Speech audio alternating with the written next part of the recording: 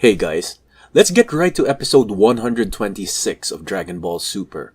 Surpass even a god, Vegeta's desperate blow. Surpassing a god shouldn't be taken too literally in this sense, because the god that's being talked about is Topo, and the only reason they're calling him a god is because he showed that he had the same kind of energy, the destruction power, that the gods of destruction have, but officially isn't even a god of destruction yet. I doubt that Topo is even stronger than Belmod at this point, the Universe 11 god of destruction. If that was the case, there would have been chatter between Whis or some other angel if there was another mortal that was more powerful than a god of destruction, the same way that there was chatter when Jiren was proven to be stronger than one. Dragon Ball kinda pointed that theory out flat on its face, so I don't see why they wouldn't do it again if Topo really did achieve this level.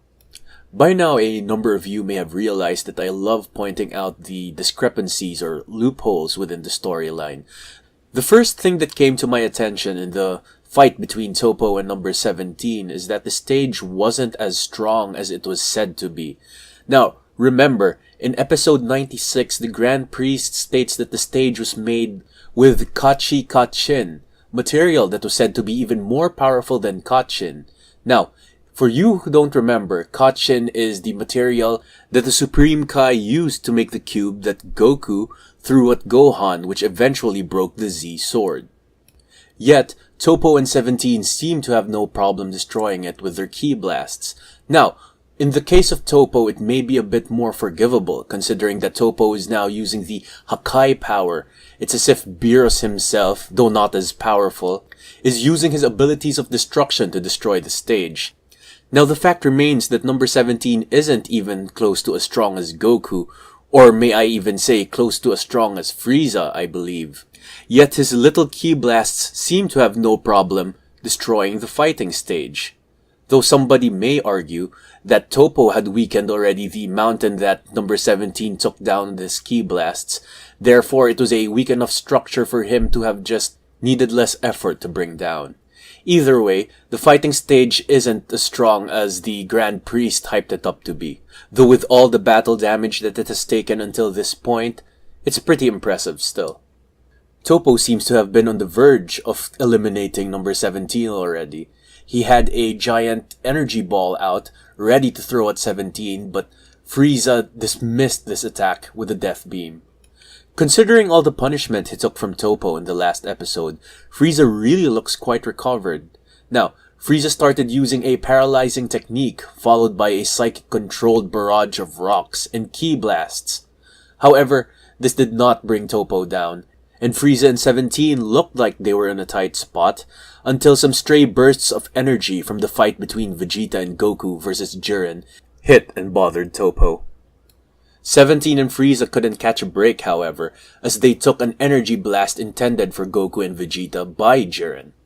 They seemed to be out for now, but they did not appear in the bleachers either, meaning they were still in the game. It seemed that Jiren and Topo had a plan for a while. Now, they were able to separate Goku and Vegeta, which led Vegeta going against Topo on his own. Topo really seems to overpower Vegeta at first, even in his new form. The Hakai attack outmatches Vegeta's final flash. Topo even catches Vegeta by surprise with tremendous speed and beats him up. This really doesn't make Vegeta's new form that impressive when compared to Ultra Instinct, because if you think about it, though he wasn't powered up then, Jiren wasn't even having any sort of advantage over Ultra Instinct Goku. While now, though he's powered up a bit, he can take on both times 20 Kaioken Super Saiyan Blue Goku along with Vegeta in his new form, and even from time to time has the advantage over them. Going back to the debate between whether Topo permanently gave up his sense of justice or is only giving it up for the remainder of this fight, it seems more and more like the former, because earlier in the episode when he was going against Android 17, he told 17 that the reason he couldn't risk destroying him was only because he didn't want to be disqualified. Now, this could be just because he knows he has to do everything to ensure that he doesn't screw up for his universe's sake, or he really doesn't care anymore who gets in his way as long as he achieves his goals. But he did tell Vegeta ultimately that he gave up justice because he knew it was the way that he could save his universe, which is still a noble cause. So whether or not Toppo gave up his ideals of justice permanently, this does not indicate that he is a bad character. So while Toppo said that he let go of it in order to save his universe, Vegeta said that he would never give up his ideals and be able to fight because of them. He thinks about his family, Bulma, Trunks, and even his newborn baby daughter, Bulla, and suddenly, as if getting a Zenkai boost, overpowers Toppo so much so that the Hakai techniques do not even do anything against Vegeta's mere punches. Vegeta decides to finish things off with a Big Bang attack. Now, Piccolo sees it and remembers it from the Majin Buu saga, wherein Vegeta sacrifices himself in order to completely disintegrate Majin Buu down to the cellular level.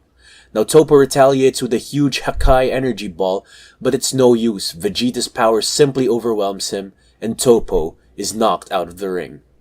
Though knocked back to his base form, Vegeta actually survives the attack, and Piccolo points out that his body is so much stronger now than it was during the Buu arc. Even number 17 seems to have emerged from some rubble, and they now go on a 3-on-1 against Jiren. Now, the last player here is Frieza, but we did not see Frieza return to the bleachers, neither do I think he was actually disintegrated by the attack. So it's safe to assume that Universe 7 still has a 4-against-1 advantage now. The only one they're missing now in the team that beat Aniraza is actually Gohan, though, for some consolation, Vegeta is actually much stronger now with his new form than he was then. But we can't forget that Jiren is in a way higher class than Aniraza. For me, the biggest change in this episode is my impression of Jiren. Now, I get how Jiren can come out as arrogant, but we can say that just like Goku, he's just looking for a worthy opponent. He even joined Toppo's group called the Pride Troopers, who pride themselves of justice and saving those who are in need. Now, what kind of evil person or self-absorbed person would join a group like that? But what happened is that as Toppo is eliminated, he said that Toppo could have lasted longer, and to Dispo's surprise actually called him pathetic right there and then. I have to point out that Toppo wasn't surprised with this though. He seemed actually even kinda agreeing, maybe a little. Now, we know that Toppo and Jiren are good friends. It's either Toppo never knew this side of Jiren, or maybe Toppo already knew about it and accepted him for who he is, because there's maybe some greater good in Jiren underneath all that angst. I've also been wondering if Jiren is really loyal to Belmod or not, because in episode 109, Jiren takes orders from Belmod, but he only says "I hear you" to Belmod, without the Belmod-sama or any other form of authoritative acknowledgement.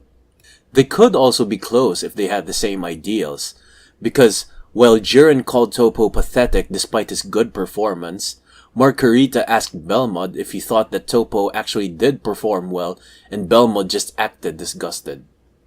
There have also been clues of Belmod's appreciation for the ways of Jiren, like in episode 109 again, where the Universe 11 Kaioshin points out that Jiren waits for his opponents to perform the strongest attack on him and then takes it down with overwhelming power.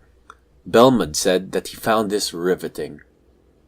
So Goku expressed surprise that Jiren would actually do that, call Toppo pathetic, and from this point on, Jiren kinda acted like a playground bully, in that he just kicked Goku back into his based form, and then he sarcastically congratulated Vegeta for beating Toppo, seemingly mocking the fact that he didn't give up on his ideals just to beat him.